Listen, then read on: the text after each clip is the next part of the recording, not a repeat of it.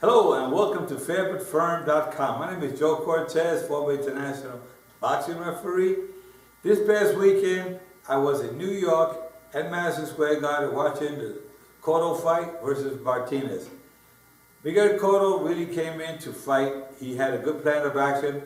His trainer, Freddie Roach, who happens to be one of the top trainers in boxing today, was able to change Miguel Cotto's style. A lot of fans felt that Miguel wasn't as good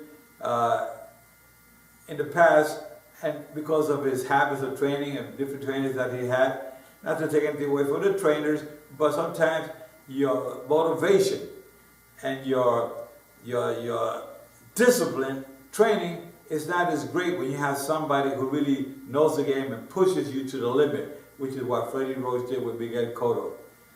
Miguel Cotto fought a perfect fight. I mean, I was trying to find some flaws of Miguel. I couldn't find any.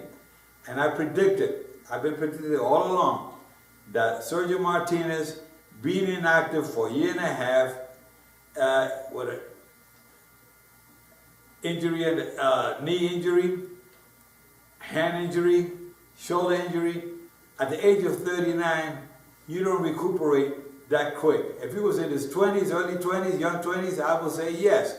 But 39 was a little tough, and he didn't. I said maybe he should have taken a tune-up fight, but thinking it over carefully, looking at the result, what happened Saturday night, if he would have taken a tune-up fight, the way he looked Saturday night, he probably would have lost. And if he would have lost a tune-up fight, there won't be no Miguel Cotto fight. So him and his team probably felt, you know what? Let's keep the cameras away from training, which is what they did. There wasn't nobody what he was sparring. And, you know, they probably knew going in, you know what, we'll take a shot. If we get lucky, we nail Cotto quick. Maybe Cotto will make some mistakes, and we can capitalize with our punching power, which is the only chance I gave Sergio Martinez. Hell of a nice guy, you know, great for boxing. However, you know, in reality, when it comes out to boxing, we're not talking about countrymen. We're talking about fighters and what the fans want to see. And they actually saw two warriors getting in that ring, trying their best. Sergio Martinez tried to do something with Cotto, but I think the first 10 punches that Cotto threw, one of them connected solidly, which was a solid left hook, which wobbled Sergio Martinez. Martinez goes down once, he got up, and to a surprise of the fans in the stadium there at the Garden, I mean, Miguel Cotto was definitely a fan favorite, but there was a great following for Sergio Martinez as well. You know, it was a great first round. Miguel Cotto puts Martinez down again for the second time, and I said, uh-oh, he's in trouble, maybe over in the first round, which nobody even predicted that to occur.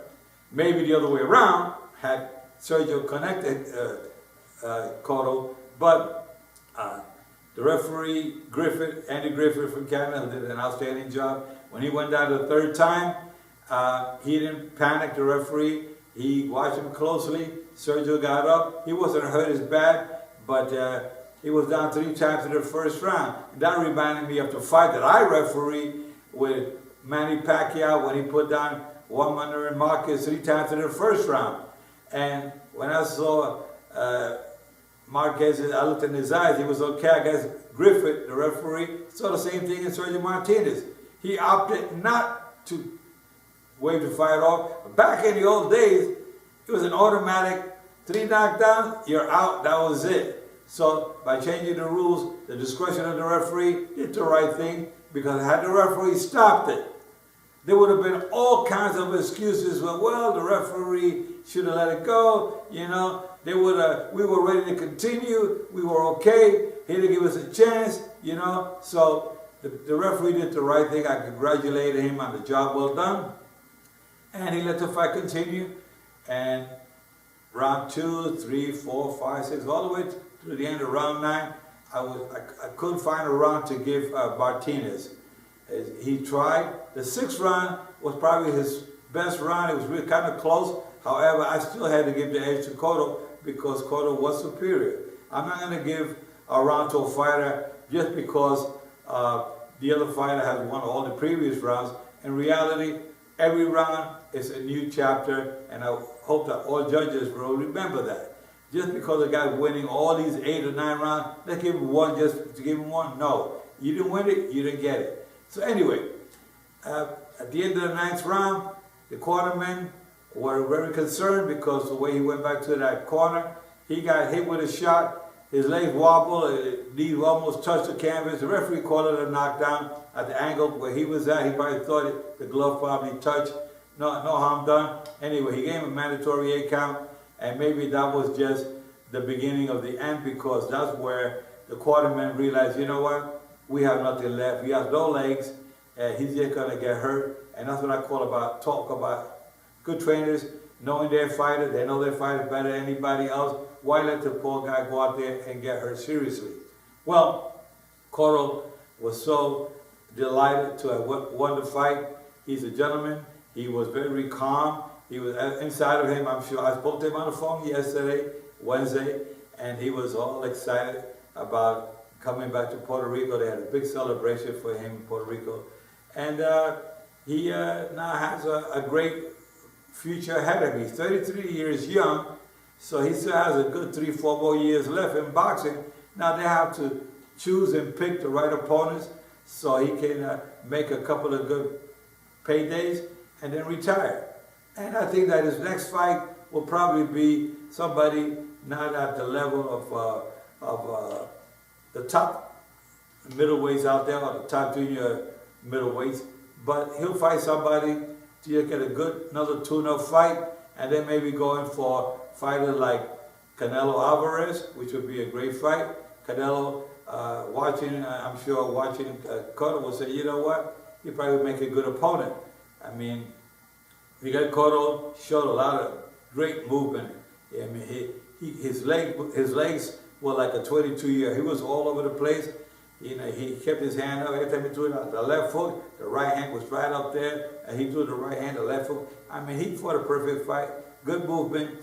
He didn't get hit that much.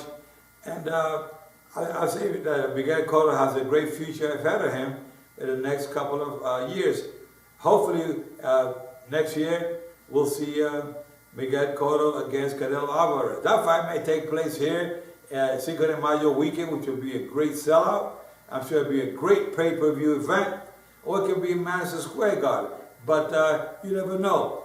How about Mayweather? Mayweather's still in the mix.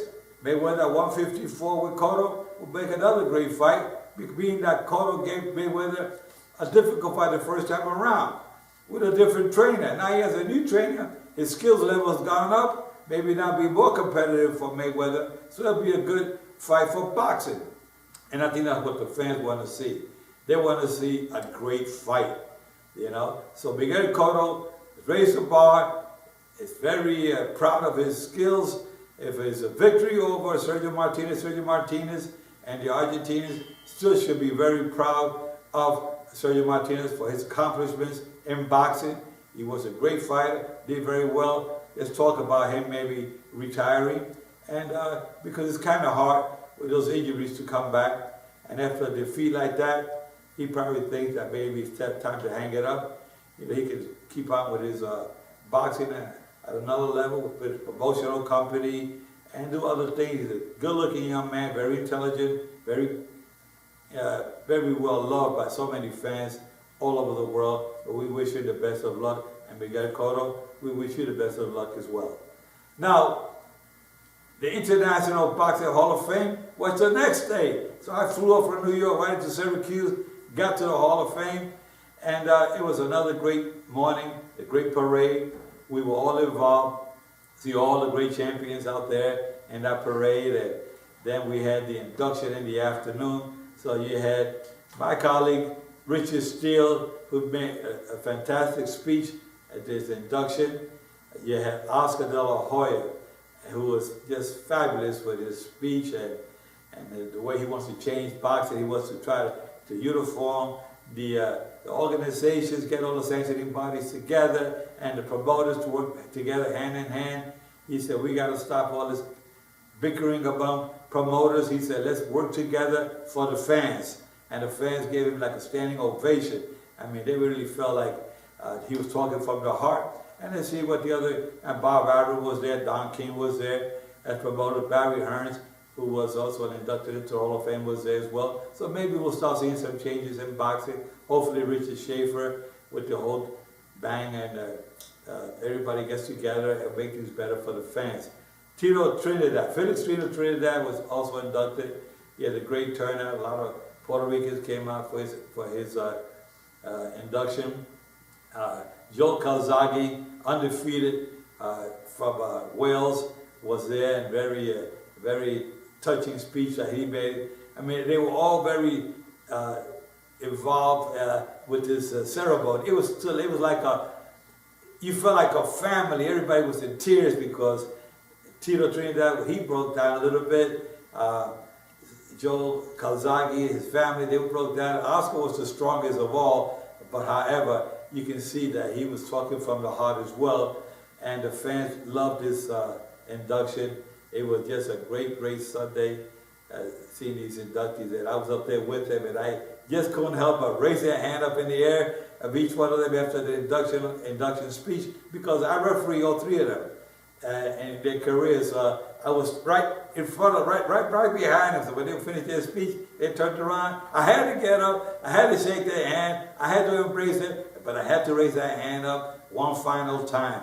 And we did it at the International Boxing Hall of Fame.